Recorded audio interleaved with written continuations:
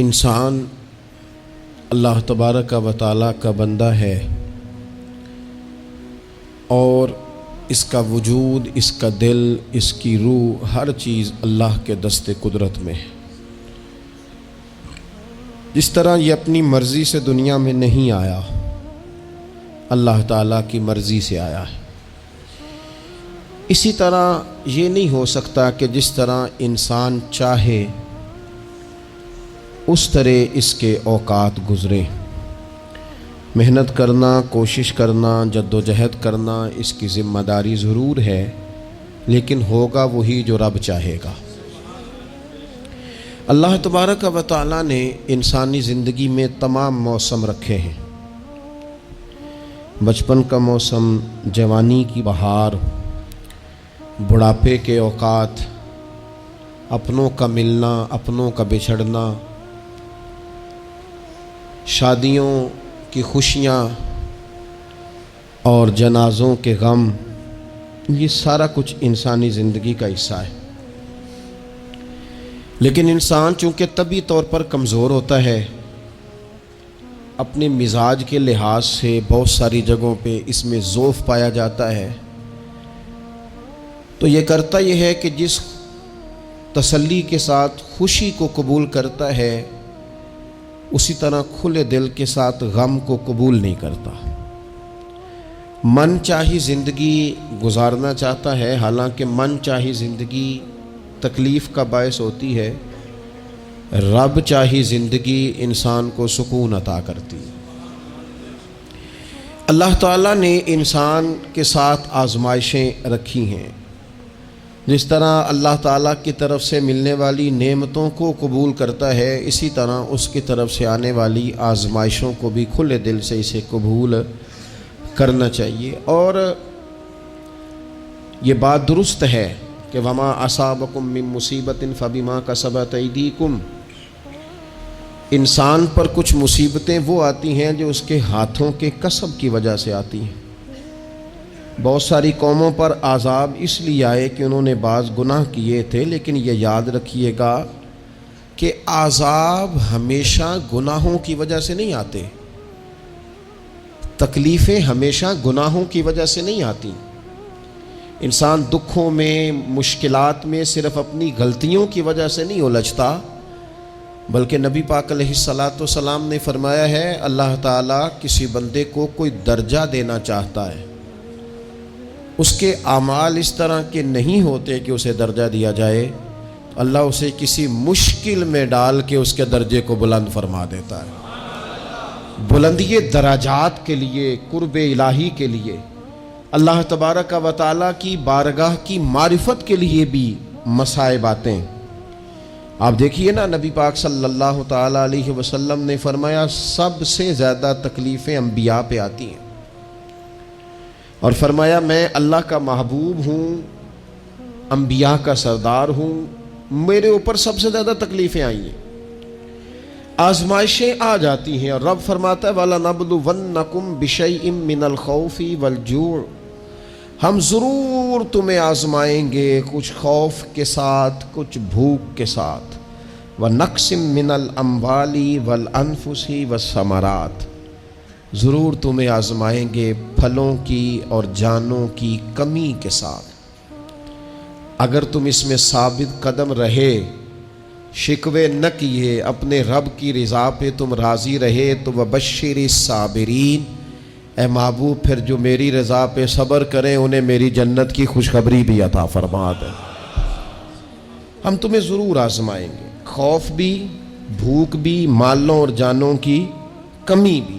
مومن کی یہ شان ہوتی ہے کہ وہ کسی بھی موقع پر اپنے رب سے شکوہ نہیں کرتا، کسی بھی حال میں اپنے رب کی شکایت نہیں کرتا۔ نبی کریم علیہ الصلاۃ والسلام نے فرمایا اگر اللہ تعالیٰ کسی بندے کو بیمار کرے اور پھر اس بیماری پر وہ صبر کرے اور آنے والوں سے رب کا شکوہ نہ کرے، تو فرمایا اللہ تعالیٰ نے جو گوشت اسے دیا ہوتا ہے اس سے بہتر گوشت اللہ اسے عطا کر دیتا ہے۔ اگر اللہ تعالیٰ کی حکمت غالب ہو اور تقاضا اس بیماری میں اس بندے کے انتقال کے کر جانے کا ہو، تو فرمایا پھر اللہ تعالیٰ اسے شہادت کا درجہ عطا فرما دیتا ہے۔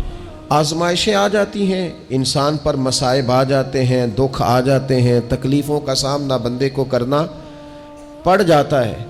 اب یہ کہ اس میں اپنے دل کو، اپنی روح کو قرار دیا جائے، اپنے آپ کو اللہ کی رضا پہ کھڑا کیا جائے اور ان حوادث کا مقابلہ کیا جائے، ان چیزوں کو دیکھا جائے اور یہ غور کیا جائے کہ میرا رب اگر اسی بات میں راضی ہے تو یقیناً اس میں اللہ کی کوئی خاص حکمت ہوگی۔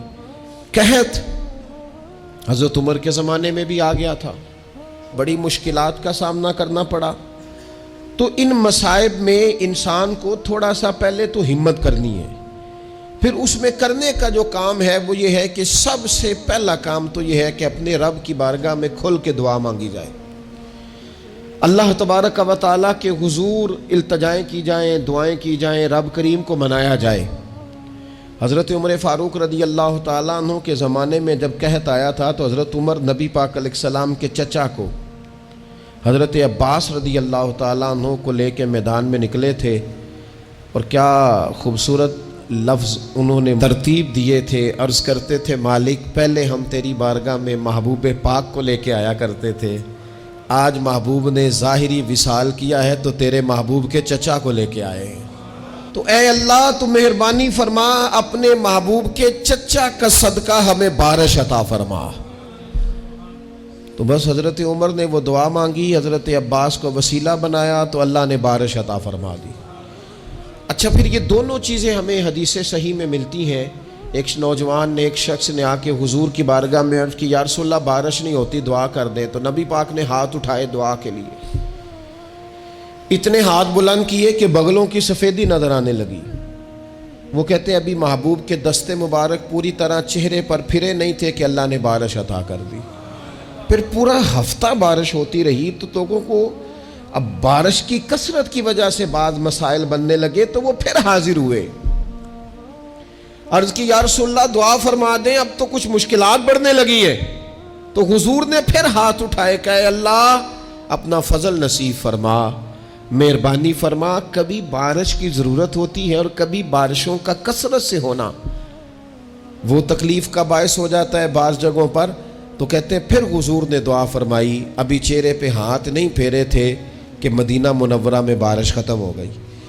تو سب سے پہلا اور ضروری کام ہمارا آج مزاج بن گیا ہے کہ ہم تبصرے کرتے ہیں، سیاست کرتے ہیں، اس پر بیٹھ کر، اب ایک اور دور آ گیا ہے، ویڈیو بناتے ہیں، موبائل چلاتے ہیں، جو کہ بہت بڑا امتحان ہے ہمارے لیے کہ صرف 20 منٹ موبائل کو ہاتھ نہ لگائیں، بہت بڑا امتحان ہے۔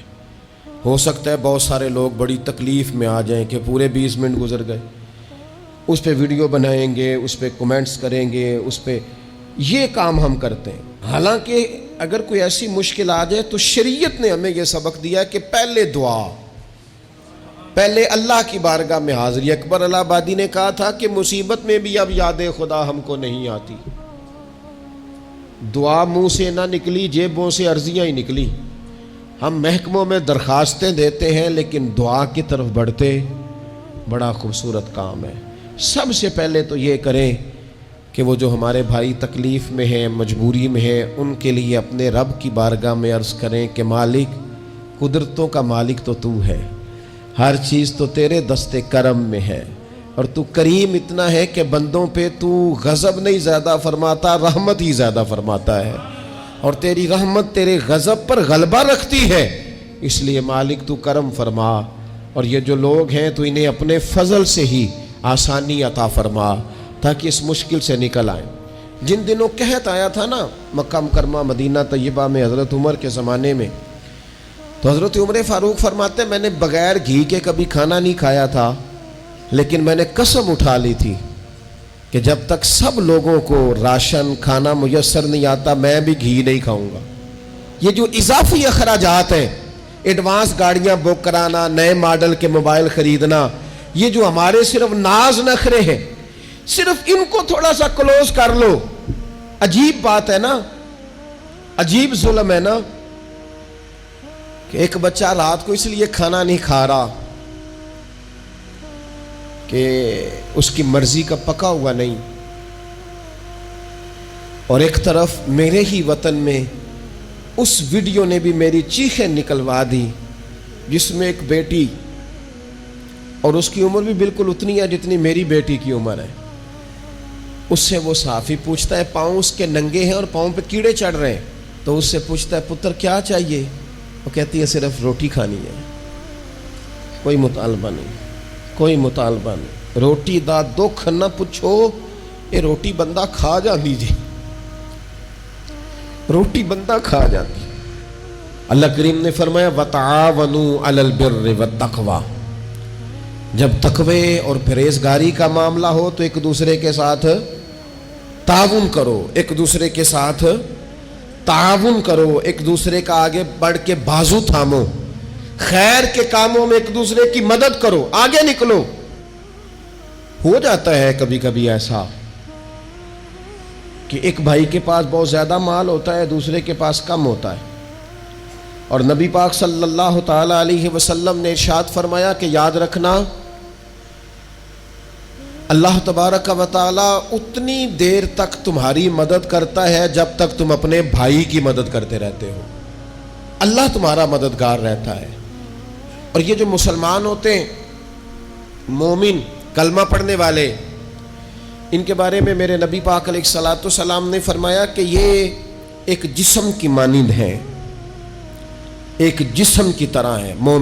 مومن ایک جسم کی طرح ہے، جس طرح یہ پورا جسم ہوتا ہے۔ اور حضور نے مثال دے کے بات سمجھائی، فرمایا جسم کا ایک حصہ تکلیف میں ہونا تو سارا جسم اس کا کرب محسوس کرتا ہے، یعنی درد صرف دانت میں ہے لیکن روٹی کھانے کو دل نہیں کرتا، کسی سے بات کرنے کو دل نہیں کرتا، اٹھ کے باہر جانے کو طبیعت نہیں چاہتی، پورا وجود اس کا کرب، اس کی تکلیف محسوس کرتا ہے۔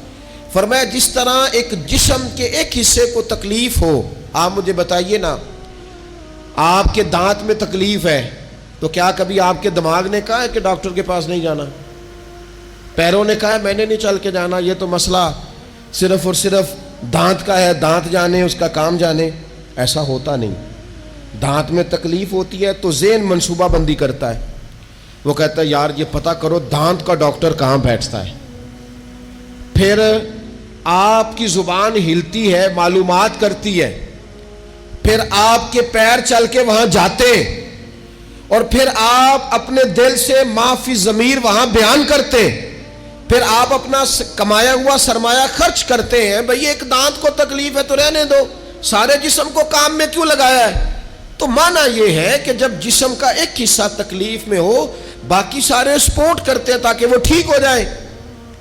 تو حضور نے فرمایا میرے سارے مومن ایک جسم کی طرح ہیں۔ سارے مکے سے ہجرت کر کے مدینے آئے، گھر بار پیچھے رہ گئے، جائیدادیں پیچھے رہ گئیں، کاروبار پیچھے رہ گئے، حضور نے فرمایا تم بھائی ہو۔ لیکن وہ صحابہ تھے نا، انہوں نے بھائی بھائی اپنے آپ کو صرف تقریروں میں نہیں سمجھا تھا، انہوں نے اپنے آپ کو بھائی بھائی صرف محفلوں کے نعروں میں نہیں سمجھا تھا، انہوں نے اپنے آپ کو بھائی بھائی صرف ادیب شاعر کی شاعری میں نہیں سمجھا تھا، وہ من سے ان کی آوازیں آتی تھی ہم سچ مچ کے بھائی ہیں، انہوں نے طے کر لیا تھا کہ ہم بھائی ہیں۔ لہذا جب حضور نے کہا نا آپ تمہارے بھائی وہاں سے ہجرت کر کے آئے ہیں تو ان کی مدد کرو، تو پھر انہوں نے صحیح والا بھائی سمجھا، دھاگا رکھ کے اپنا گھر تقسیم کر کے آدھا اپنے بھائی کو دیا، کاروبار بانٹ کے اپنے بھائی کو دیا، جس کے پاس 4 اونٹ تھے اس نے 2 اپنے بھائی کو دے دیے، چلتے کاروباروں میں بھائیوں کو شریک بنا لیا۔ انہوں نے انہیں اس طرح کر کے رکھا کہ پھر وہ جو مہاجر تھے وہ مہاجر رہے ہی نہیں، انہیں یوں لگا کہ ہم تو ایک گھر سے اپنے دوسرے گھر میں شفٹ ہوئے، انہیں کسی جگہ بھی کوئی تکلیف نہیں آئی۔ لیکن امیر آدمی غریب کو بھائی سمجھنے کو تیار ہوتا نہیں، تگڑا بندہ چھوٹے کے قریب جانے کے لیے راضی ہوتا نہیں۔ جب تک وہ خاص ذہن نہ بنے جو ذہن ہمیں رسول پاک صلی اللہ علیہ وسلم نے عطا کیا، اتنی دیر تک انسان اس مقام تک پہنچ نہیں سکتا جہاں وہ اپنے بھائی کے لیے خیر کا معاملہ کرے۔ تو ایک تو یہ کہ ہمیں آگے بڑھنا چاہیے، ان لوگوں کو اپنا بھائی جاننا چاہیے۔ چوتھی بات، اسلام کے اندر نا ہر ذی روح کے ساتھ نیکی کرنے کا اجر ہے، ہر تر جگر والے کے ساتھ نیکی کرنے کا ثواب ہے اسلام کے اندر. جو تر جگر رکھتا ہے، جس کے وجود میں روح ہے، اس سے نیکی کریں، اجر ملے گا. صحیح حدیث میں موجود ہے نا. اور میرا خیال ہے آپ سب کو وہ حدیث آتی ہے کہ نبی پاک علیہ السلام نے فرمایا کہ ساری زندگی گناہ کرنے والی عورت نے کتے کو پانی پلایا تھا تو رب نے بخشش فرما دی. کتا حلال جانور بھی نہیں، کتے کو پانی پلایا، ساری زندگی کے گناہ تھے، اللہ نے معاف کر دیا. کوئی بھی تر جگر والا ہو، آپ مجھے بتائیے ایک کتے کو پانی پلانے سے رب معاف کرتا ہے، تو اگر وہ کسی انسان کی خدمت کرے، اور نرا انسان نہیں مسلمان، اور نرا مسلمان نہیں مدینے والے کا غلام، رسول اللہ کا کلمہ پڑھنے والا، اس کے ساتھ نیکی کرنے سے اللہ کتنا اجر عطا فرمائے گا. تو عزیز بھائی، مخلوق خدا سے جب لوگ پیار کرتے ہیں، جب لوگ محبت کرتے ہیں، اور جب ہمارے دل نرم، ہمیں نا مادہ پرست بنایا گیا ہے کچھ عرصے سے، ہمارا ذہن بنا دیا. اور یہ ڈھیر سارے لوگ ہیں جو تقسیم کرتے ہیں ذہنوں کو، ڈھیر سارے لوگ، اس میں بعض مذہبی لوگ بھی شامل ہیں الا ماشاءاللہ، جو ذہن تقسیم کرتے ہیں، چھوٹی چھوٹی اپنے لالچ کے لیے لوگوں کو ایک دوسرے سے دور کرتے ہیں. یہ تقسیم کار ہمارا عام حصہ ہے، عام جز ہے. یاد رکھنا، جب قومیں مادہ پرست ہو جاتی ہیں نا، جب وہ ہر چیز کو پیسے میں تولتی ہیں اور پہلے اپنا نفع دیکھتی ہیں، پھر وہ معاشرہ انسانوں کا معاشرہ نہیں رہتا، وہ تاجروں کا معاشرہ ہوتا ہے. وہاں ہر چیز سیل ہوتی ہے، بیچی جاتی ہے. دوستو، قلبی طور پر جب دلوں میں گنجائش ہوتی ہے، جب ہمارے دلوں میں وسعت ہوتی ہے، جب ہمیں پیار کرنا آتا ہے، 2 آدمیوں کا کھانا 3 آدمی کھا سکتے ہیں. شرط یہ ہے کہ وہ تیسرے کو بٹھانے کی وسعت رکھتے ہوں. 4 آدمیوں کا کھانا 5 آدمی کھا سکتے ہیں. شرط یہ ہے کہ ان کے دلوں میں گنجائش موجود ہو.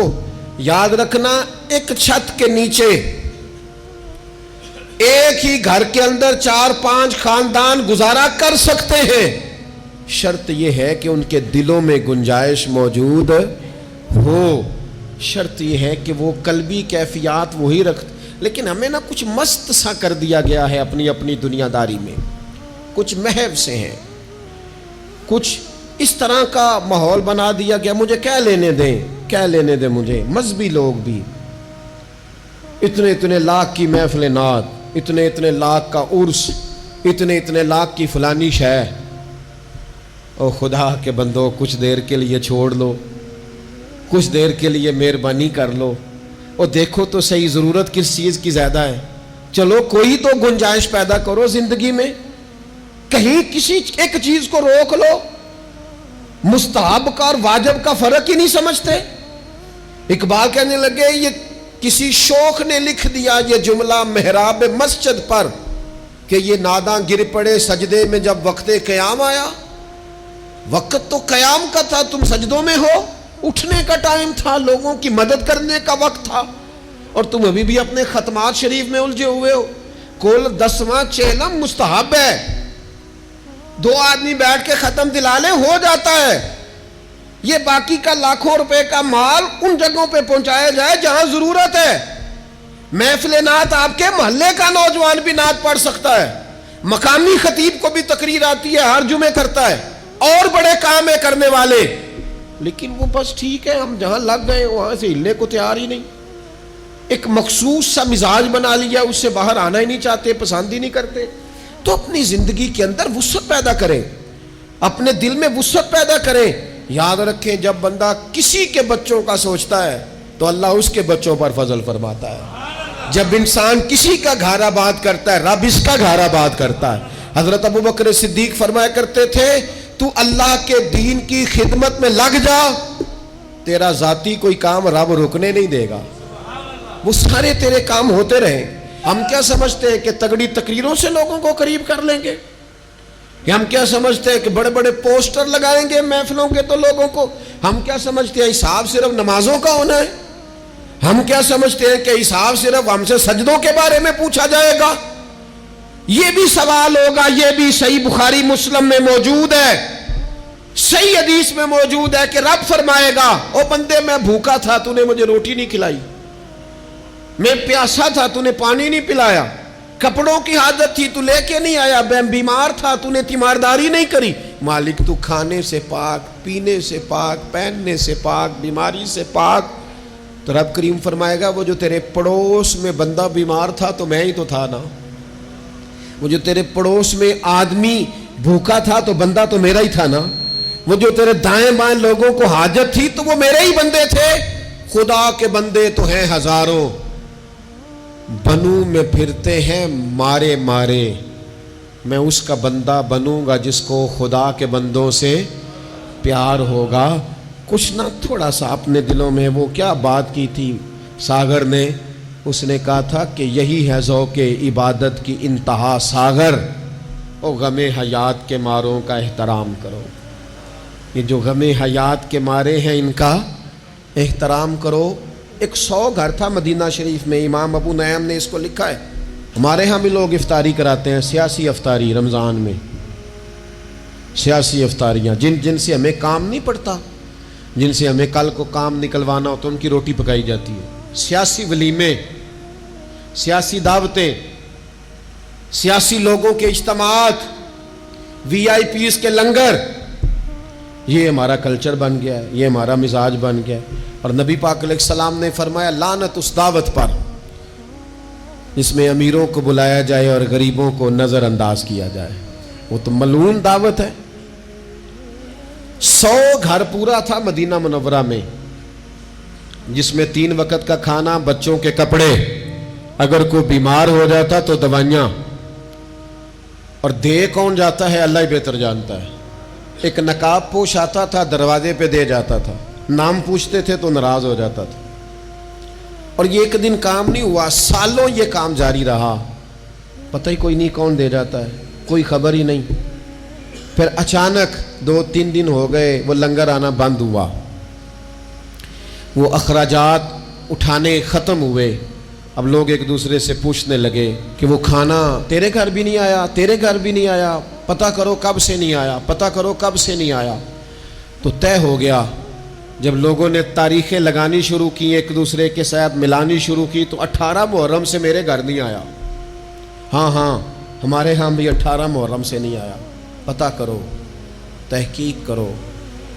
پتہ چلا کہ 18 محرم کو امام زین العابدین کا وصال ہوا ہے۔ سیدہ پاک کا یہ شہزادہ، امام حسین کا کربلا میں بچ جانے والا یہ جانشین، ایک 100 گھروں میں اور تھوڑی سی آبادی، 100 گھروں میں 2 وقت کھانا، اور اپنے کندھے پہ توڑا رکھ کے، لنگر کی بوری رکھ کے پہنچا کے آتے، اور چہرے پہ نقاب ہوتا، کوئی پوچھتا نام کیا ہے تو ناراض ہو جاتے۔ 100 گھروں میں کھانا جاتا۔ ان کے وصال کے بعد جب غسل دیا جا رہا تھا تو موٹے موٹے نشان تھے کمر پہ۔ لوگوں نے ان کے بیٹے سے پوچھا کہ یہ کیا ہے، تو فرمانے لگے میرے والد اپنے کندھوں پہ تھیلے رکھ کے آخر عمر تک گھروں میں پہنچا کے آتے رہے۔ لوگوں نے کہا حضور آپ کیوں نہیں جاتے تھے، آپ جوان تھے؟ تو آپ کے شہزادے کہنے لگے میں کہتا تھا ابا جی سے کہ میں نہ چلا جاؤں، تو فرماتے تھے پتر اگر تو جائے گا تو پھر تجھے اس غریب کا نام بھی بتانا پڑے گا، میں تیرے سامنے پردہ نہیں کھول سکتا، یہ میرا اور میرے رب کا راز ہے۔ اس چپکے کے ساتھ، اس محبت کے ساتھ حضرت امام زین العابدین رضی اللہ تعالیٰ عنہ خدمت کرتے۔